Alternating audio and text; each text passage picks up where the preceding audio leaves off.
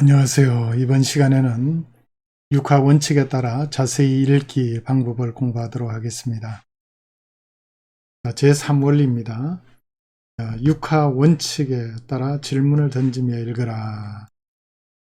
여러분들 잘 아시죠? 누가 언제 어디서 무엇을 어떻게 왜 육하 원칙 질문이지 않습니까? 이 질문은 여러 가지로 도움이 됩니다. 본문을 분석할 때, 적용할 때도 또 나옵니다. 기사를 쓸 때, 글을 쓸 때도 유용합니다. 기사를 쓸 때 꼭 들어가야 할 기본 원칙 6가지. 누가 언제 어디서 무엇을 어떻게 왜라고 쓰면은 거의 빠뜨리지 않습니다. 이 6명의 하인들은 약방의 감초처럼 요긴하게 사용됩니다. 기사뿐만 아니라 어떤 일을 계획한다면 육하 원칙에 따라 작성하면 내용이 거의 누락이 되지 않습니다. 영어로는 5W1H라고 합니다. 그래서 우리가 이 육하 원칙에 따라 본문을 분석해 볼 텐데 정말 유용한 것 같은 방법입니다. 육하 원칙은 글을 쓸 때뿐만 아니라 글을 분석할 때도 매우 유용한 도구입니다. 성경 본문을 분석한다면 육하 원칙에 따라 질문을 던지면서 읽게 되면 그 본문이 말하는 내용을 매우 효과적으로 파악할 수 있습니다. 본문을 많이 읽는 것도 중요하지만 본문을 분석할 때 전략적인 질문을 던지면서 읽는 것이 대단히 중요합니다. 유대인들은 토라나 탈무드를 공부할 때 하브루타라는 학습 방법을 사용합니다. 이는 둘씩 짝을 지어 질문을 던지며 토라나 탈무드를 연구하는 방법입니다. 이 방법은 성경의 의미를 파악하는 데도 매우 효과적인 도구입니다. 제가 여러 해 동안 이 하브루타식으로 학생들을 가르치고 있습니다. 여러 클래스에서 질문으로 가르치고 있어요.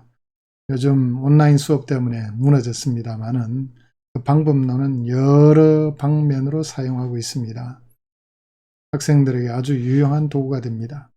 요즘 교육학에서 하브루타 학습법의 중요성을 깨닫고 수업에 적극 활용하고 있습니다. 하브루타식 토론법은 심도 있는 학습을 위해서 아주 유용한 도구인 것입니다. 하브루타 학습의 중심에는 질문법이 핵심적인 위치를 차지하고 있습니다. 하브루타식 수업의 성공 여부는 얼마나 효과적으로 질문을 던지느냐에 달려 있습니다. 하브루타식 토론법 핵심은 좋은 질문이다 하는 것 기억하시고 한번 활용해 보세요. 육하 원칙 분석 신뢰를 이제 요한복음 3장 1절에서 16절에 적용해서 한번 활용해 보겠습니다. 본문을 한번 읽어보겠습니다. 그런데 바리새인 중에 니고데모라는 사람이 있으니 유대인의 지도자라. 그가 밤에 예수께 와서 이르되 랍비여 우리가 당신은 하나님께로부터 오신 선생인 줄 아나이다. 하나님께서 함께 하시지 아니하시면 당신이 행하시는 이 표적을 아무도 할 수 없음이니라. 예수께서 대답하여 이르시되 진실로 진실로 내게 이르노니 사람이 거듭나지 아니하면 하나님 나라를 볼 수 없느니라. 니고데모가 이르되 사람이 늙으면 어떻게 날 수 있사옵나이까? 두 번째 모태에 들어갔다가 날 수 있사옵나이까? 예수께서 대답하시되 진실로 진실로 내게 이르노니 사람이 물과 성령으로 나지 아니하면 하나님 나라에 들어갈 수 없느니라. 육으로 난 것은 육이요 영으로 난 것은 영이니 내가 네게 거듭나야 하겠다는 말을 놀랍게 여기지 말라. 바람이 이미로 불면 내가 그 소리는 들어도 어디서 와서 어디로 가는지 알지 못하나니 성령으로 난 사람은 다 그러하니라. 니고데마 대답하여 이르되 어찌하여 그러한 일이 있을 수 있나이까? 예수께서 그에게 대답하여 이르시되 너는 이스라엘 선생으로서 이러한 것들을 알지 못하느냐? 진실로 진실로 내게 이르노니 우리는 아는 것을 말하고 본 것을 증언하노라. 그러나 너희가 우리의 증언을 받지 아니하는도다. 내가 땅 일을 말하여도 너희가 믿지 아니하거든 하물며 하늘의 일을 말하면 어떻게 믿겠느냐? 하늘에서 내려온 자곧 인자 외에는 하늘에 올라간 자가 없느니라. 모세가 광야에서 뱀을 든 것 같이 인자도 들려하리니 이는 그를 믿는 자마다 영생을 얻게 하려 하시니라. 하나님이 세상을 이처럼 사랑하사 독생자를 주셨으니 이는 그를 믿는 자마다 멸망하지 않고 영생을 얻게 하려 하시니라. 우리가 잘 아는 본문입니다. 이제 질문을 던지며 하나씩 보겠습니다. 자, 누가라는 질문입니다. 자, 그런데 바리새인 중에 니고데모라는 사람이 있으니 유대인의 지도자라. 자, 여기 니고데모는 누구인가? 라는 질문을 던질 수 있습니다. 1절에 대해서. 그리고 바리새인은 어떤 사람인가? 그리고 유대인의 지도자라는 사람은 어떤 사람인가? 모두 누가라는 질문과 관계된 것입니다. 자, 누가라는 질문을 던져보면은 우리가 모르는 사람에 대한 정보를 얻을 수 있는 연결고리를 달아놓게 되는 것입니다. 질문을 하지 않으면 우리는 그에 대해서 정보를 얻을 수가 없습니다. 성경에 대한 정보는 우리가 질문을 던지는 것만큼 정보를 얻을 수 있습니다. 질문하지 않으면 결코 그 의미를 파악할 수가 없습니다. 이렇게 질문을 던져봐야 그 다음 단계에 어떤 책을 찾아봐야 하는지 알게 되는 것입니다. 이런 질문은 대부분 성경 사전을 찾아보면 답을 얻을 수 있습니다. 결국 질문은 연구 방법을 모색할 수 있도록 인도해 주는 것입니다. 자, 2절에 니고데모가 예수님을 가리켜서 랍비라고 칭하는데 랍비는 누구인가라는 질문을 던질 수 있습니다. 10절에 예수님이 니고데모를 가리켜 이스라엘의 선생이라고 칭하는데 이스라엘 선생은 어떤 사람인가라는 질문도 던질 수 있습니다. 11절과 12절에는 예수님께서 우리와 너희를 대비시키고 있습니다. 여기서 우리는 누구이고 너희는 누군가라는 질문도 던질 수 있겠습니다. 13절과 14절에는 예수님께서 자신을 가리켜 인자라는 말을 사용하는데 인자는 어떤 사람인가라는 질문도 던질 수 있습니다. 인자라는 말 쉽지 않은 용어입니다. 구약에도 에스겔도 사용하고 다니엘도 사용했잖아요.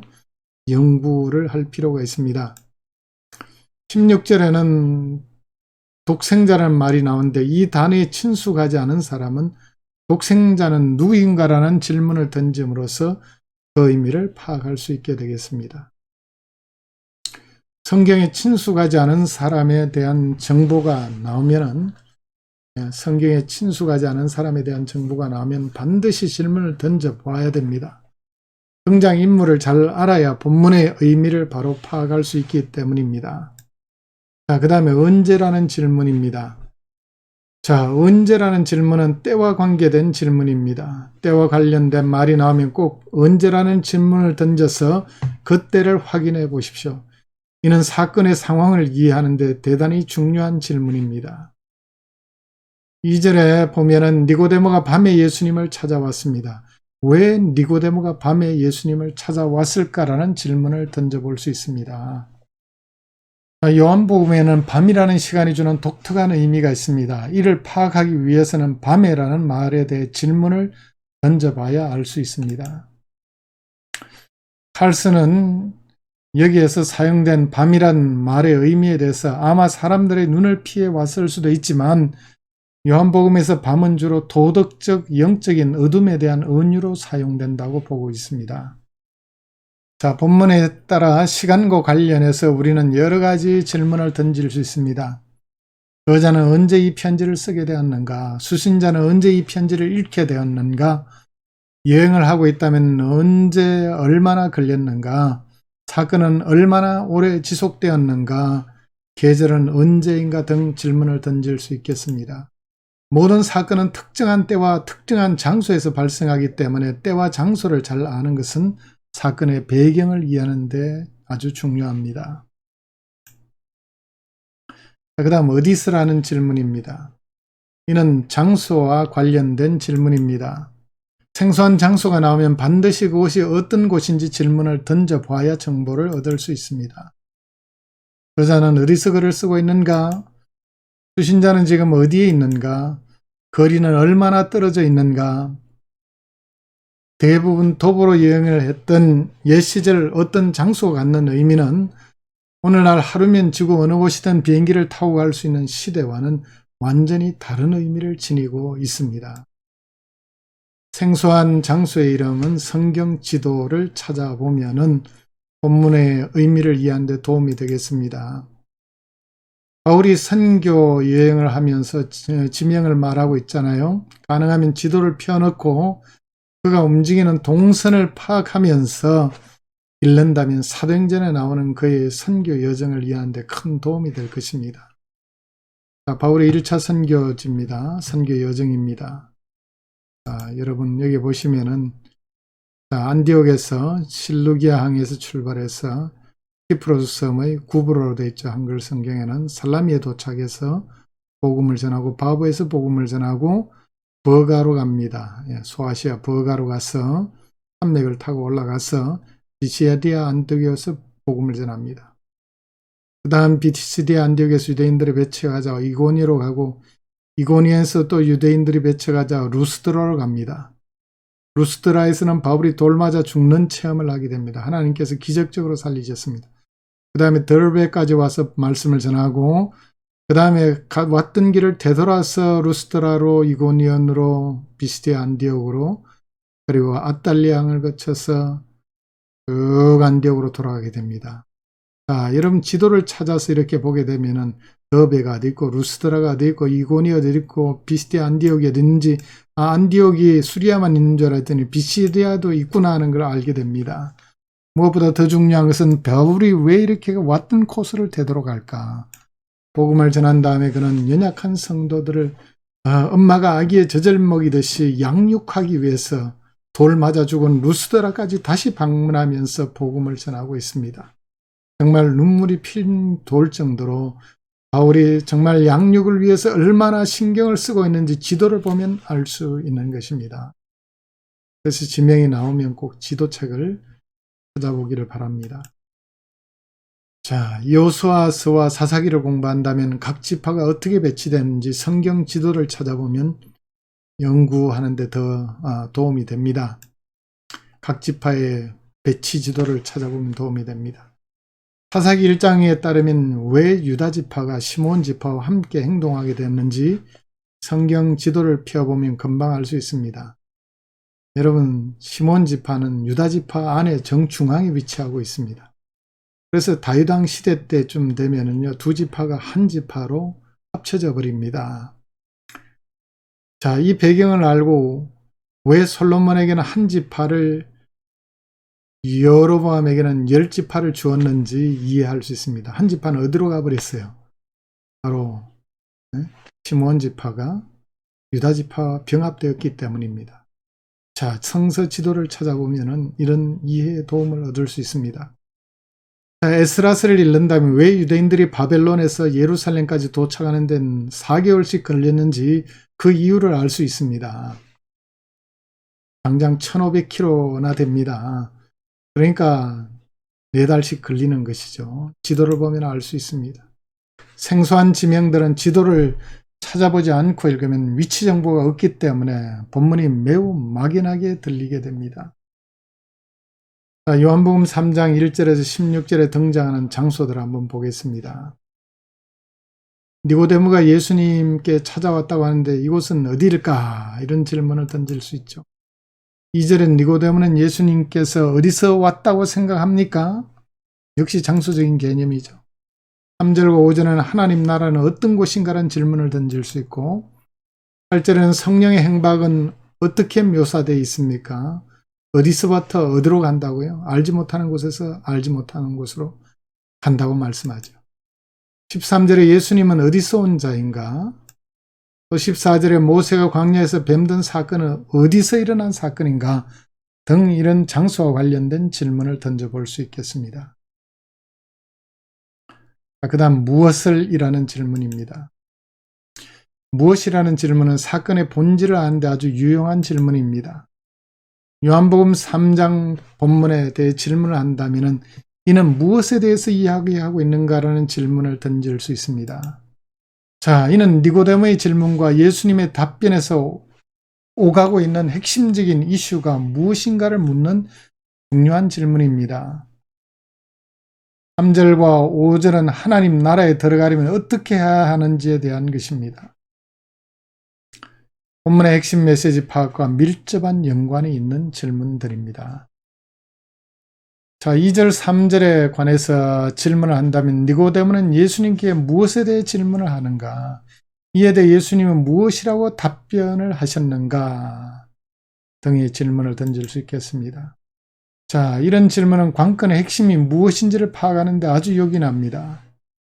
무엇이라는 질문을 던져봄으로써 예수님의 답변은 니고데모의 질문에 대해 동문서답처럼 보이는 답변을 하신 사실을 알게 됩니다. 예수님은 왜 이렇게 엉뚱한 대답을 하시고 계실까? 자, 이는 예수님의 의도를 파악하고 본문의 핵심 메시지를 파악하는 데 대단히 중요한 질문입니다. 2절엔 니고데모가 관심을 갖고 있는 표적은 무엇을 의미하는가? 그리고 5절에 물과 성령으로 거듭난다는 것은 무엇을 의미하는가? 특히 여기서 물은 어떤 의미로 사용되었는가 등의 질문을 던질 수 있겠습니다. 12절에 하늘의 일은 무엇을 의미하는가? 14절에 인자도 들려한다는 말은 무슨 뜻인가? 16절에 세상은 무엇을 의미하는가? 우리가 살고 있는 세상을 말하는가? 아니면 세상 사람들을 가리키는 말인가? 아니면 죄악된 실체의 세상을 의미하는가? 등의 질문을 던질 수 있습니다. 이처럼 사랑하사란 말은 무슨 뜻인가? 자, 이런 질문을 던져보면은 매우 당연시 여기는 말에 대한 더 깊은 이해에 도달케 하는 질문들입니다. 영생은 무엇인가 믿는다. 너무나 잘하는 말들이죠. 자, 이런 질문을 던짐으로써 우리는 성경을 더 잘 이해하게 되는 겁니다. 그 다음에 어떻게? 라는 질문입니다. 자, 어떻게? 라는 질문은 우리에게 방법을 가르치는 중요한 질문입니다. 5절에 따르면 하나님 나라에 어떻게 들어가는가? 어떻게 물과 성령으로 거듭날 수 있는가? 질문 던질 수 있습니다. 16절에 따르면 하나님은 우리를 어떻게 사랑하셨는가? 어떻게 하나님 나라에 들어가는가라는 질문은 본문의 핵심 메시지를 파악하여 우리에게 적용할 수 있는 가장 중요한 질문 중에 하나입니다. 14절에서 16절에 이에 대한 답을 제공하고 있습니다. 예수님의 결론은 예수님을 믿음으로 하나님 나라에 들어간다는 사실을 분명히 밝히고 있습니다. 이는 동시에 물과 성령으로 거듭난다는 의미를 밝혀주고 있습니다. 물과 성령으로 거듭나는 일은 하늘에서 일어나는 신비한 현상이기에 우리의 이해를 초월하지만 그 방법은 간단합니다. 예수 그리스도를 믿음으로 말미암아 거듭난다는 사실을 밝히고 있습니다. 사람들은 요한복음 3장 1절에서 16절을 읽지만 물과 성령으로 거듭난다는 말과 예수님이 결론적으로 말씀하시는 예수님을 믿음을 통해 영생을 얻는다는 진리와 연결시키지 못하는 경우가 많습니다. 니고데모가 질문하고 예수님께서 답변하시는 대화의 흐름의 핵심을 파악하기 위해서는 어떻게라는 질문을 통해 대화 속에 나타난 거듭남의 방법을 정확하게 파악할 수 있습니다. 자, 어떻게 하나님 나라에 들어가는가? 어떻게 물과 성령으로 거듭나는가? 이에 대해 예수님은 무엇이라고 답변하시는가? 등의 질문을 던질 수 있습니다. 결론 부분에 예수님은 그 답을 정확히 가르쳐 주시고 계십니다. 그 다음 왜라는 질문입니다. 2절의 니고데모의 질문에 대해 3절에 왜 예수님은 이렇게 동문서답처럼 대답을 하셨을까? 왜 이 답변이 중요한가라고 질문을 던질 수 있습니다. 왜 니고데모는 예수님을 찾아왔는가? 니고데모가 예수님께 관심을 갖고 찾아온 의도와 예수님께서 니고데모와 대화를 이끌어 가시는 의도는 다릅니다. 니고데모의 질문은 예수님이 행하신 기적에 초점이 맞춰져 있습니다. 하나님께서 함께 하시지 않으면 아무나 이런 기적을 행할 수 없음을 알고 찾아와 질문한 것입니다. 그런데 예수님의 답변은 하나님 나라에 초점이 맞춰져 있습니다. 예수님은 왜 이렇게 대답하셨을까요? 예수님은 자신이 행하신 기적 자체보다 니고데모가 하나님 나라에 들어갈 수 있는 사람으로 거듭나는 것이 훨씬 중요하기 때문에 동문서답처럼 보이는 답변을 하신 것입니다. 이후의 대답에는 어떻게 하나님 나라에 들어갈 수 있는가에 초점이 맞춰집니다. 엉뚱한 대답처럼 보이는 예수님의 답변에는 비록 바리새인이지만 니고데모의 영혼을 구원하시기 위한 복음적인 배려가 깔려 있는 것입니다. 아울러 누구나 하나님 나라에 들어가기 위해서 거듭남이 얼마나 중요하며 어떻게 거듭나는지 그 방법까지 친절하게 가르쳐주고 있습니다. 14절에서는 왜 예수님이 모세가 광야에서 뱀을 든 이야기를 하실까라는 질문을 던질 수 있습니다. 모세가 광야에서 뱀 든 사건은 민수기 21장 5절에서 9절에 기록되어 있습니다. 이스라엘 백성들이 원망과 불평을 하자 하나님께서 불뱀을 보내 범죄한 백성을 징계하셨습니다. 이들의 고통 가운데 모세에게 부탁하기를 하나님께 기도하여 뱀들이 떠나도록 요청합니다. 하나님은 모세에게 놋뱀의 형상을 만들어 장대에 매달도록 지시했습니다. 누구든지 장대에 매달린 놋뱀을 쳐다보는 자는 살리라고 말씀하셨습니다.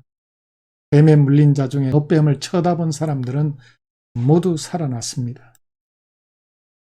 자, 장대에 매달린 노뱀을 쳐다본 사람이 살아난 사건은 중요한 예표적인 의미를 포함하고 있습니다. 장대에 매달린 저주스러운 노뱀의 형상이지만 하나님의 약속을 믿고 본 사람들은 살아났다는 점입니다. 예수님은 이에 빗대어 자신도 노뱀처럼 십자가에 매달릴 터인데 그를 믿음으로 받아들이는 자는 영생을 얻을 것이라는 사실을 가르쳐주고 있습니다. 자, 여기서 왜라는 질문을 통해 모세가 노뱀을 든 사건과 십자가에 달린 예수님의 구속사역이 어떻게 예표적으로 연결이 되고 예수님을 믿음을 통한 구원이라는 하나님의 약속을 믿는 것이 하나님 나라에 들어가는데 얼마나 중요한지를 깨우쳐주고 있습니다. 본문을 분석할 때 육화 원칙이란 충성스러운 하인들을 잘 활용하여 효과적인 질문을 던지게 되면 본문의 의미를 파악하는 데 큰 도움을 얻게 될 것입니다. 좋은 질문이 있어야 좋은 답변을 얻을 수 있습니다. 좋은 질문은 의미 파악의 열쇠인 것입니다. 자, 육화 원칙의 질문들 핸드릭스 책을 한번 요약했습니다. 언제 이 사건이 발생했는가? 다른 사건과 비교하여 먼저 일어났는가? 나중에 일어났는가? 저자가 이 사건을 언제 기록했으며 당시의 시대 상황은 어떠했는가? 어디서 이 사건이 발생했는가? 어디로 가고 있고 오고 있는가? 화자와 청자는 지금 어디에 있는가? 저자와 수신자는 어디에 있는가? 장소를 확인하기 위해서 성경 지도를 활용해야 합니다. 출애굽 여정이나 바울의 선교 여정은 지도를 펴놓고 지역을 확인하면서 해보세요. 거리가 얼마나 떨어져 있는가, 얼마나 가까운 위치인가 등을 확인할 필요가 있습니다. 등장인물은 누구인가, 저자와 수신자는 누구인가, 화자와 청자는 누구인가, 모르는 인물이 나오면 그가 어떤 사람인지 꼭 확인하시길 바랍니다. 무엇이 일어났는가, 지금 무엇이 잘못되고 있는가, 사건은 어떻게 진행되는가, 등장인물에게 어떤 일이 일어났는가, 핵심적인 내용은 무엇인가, 저자가 의도한 바는 무엇인가, 무엇이라는 질문을 던져볼 수 있습니다. 어떻게 해서 그렇게 되었는가? 왜 그렇게 되었는가? 왜 이렇게 기록되었는가? 왜 이 부분은 포함되어 있고 이 부분은 빠졌나? 왜 여기 배치되어 있는가? 왜 이것이 뒤에 오고 저것은 앞에 오고 있는가? 왜 화자는 이렇게 말하고 있는가? 왜 청자는 그렇게 반응했는가? 왜 이렇게 과민 반응하고 있는가? 왜 침묵하고 있는가? 등의 질문을 던질 수 있고, 마지막으로 그래서 결국 그게 나와 무슨 상관이 있는가? 나와 무슨 상관인가 질문을 던져볼 필요가 있습니다. 그래야지 효과적으로 적용할 수 있습니다. 자, 퀴즈. 정답엔 해설을 보겠습니다. 룻기 1장을 육가 원칙에 따라 질문을 던지며 관찰해보라. 그럼 성경을 펴서 먼저 읽어보시면서 동영상을 보기 바랍니다. 시간이 없어 읽지 않겠습니다. 자, 누가라는 질문. 엘리멜렉은 누구인가? 나오미는 누구인가? 말론과 기론은 누구인가? 오르바는 누구고 룻은 누구인가? 그의 백성과 그의 신들은 누구인가? 어머니의 백성, 어머니의 하나님은 누구인가? 전능자는 누구인가? 누구와 관련된 질문을 던질 수 있습니다. 자, 언제? 사사들이 치리하던 때는 언제였고, 거주한 지 10년쯤은 언제였고, 보리 추수 시작할 때는 언제인가? 유대나라에서 특별히. 그 다음 어디 있어? 유다 베들레헴은 어디인가? 모압 지방은 어디고, 베들레헴 에브랏은 어디인가? 에브랏이라는 곳은 또 특별히 어떤 곳인가? 질문을 던져볼 수 있습니다. 그 다음에 무엇을이란 질문, 나오미에게 무슨 일이 일어났는가? 무엇이 나오미의 가슴을 더욱 아프게 하는가? 그의 백성과 그의 신에게 돌아갔다는 말은 무슨 뜻인가? 어머니의 백성, 어머니의 하나님이 나의 백성, 나의 하나님이 된다는 말은 무슨 뜻인가? 나오미 말하는 무슨 뜻인가? 자, 나를 나오미라 하지 말고 말하라고 했는데 이게 무슨 뜻인지 알아야지 알 수 있죠. 어떻게? 나오미는 며느리들에게 어떻게 권면하는가? 나오미의 권면에 대해 두 며느리는 어떻게 반응하는가? 어떻게 해서 룻은 16절에서 18절과 같은 기가 막힌 고백을 할 수 있을까?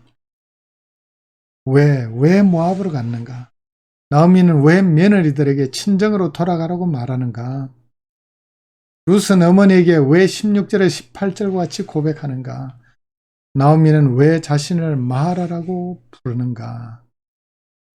그래서 어떻단 말인가? 등을 질문을 던질 수 있겠죠. 이제 학습 정리하겠습니다. 육하 원칙은 본문을 관찰하는 데 유용한 도구입니다. 누가 등장인물 정보 이해에 도움을 주고 언제 사건 발생 시간을 이해하는 데 도움을 주고요. 어디서는 사건이 일어난 장소 이해에 도움을 주고요. 무엇을 한 본문의 내용 이해에 도움을 주고 어떻게 하는 방법을 알아내는 데 유용하고 외에는 원인을 파악하는 데 유용합니다. 자, 강의 여기까지 하겠습니다.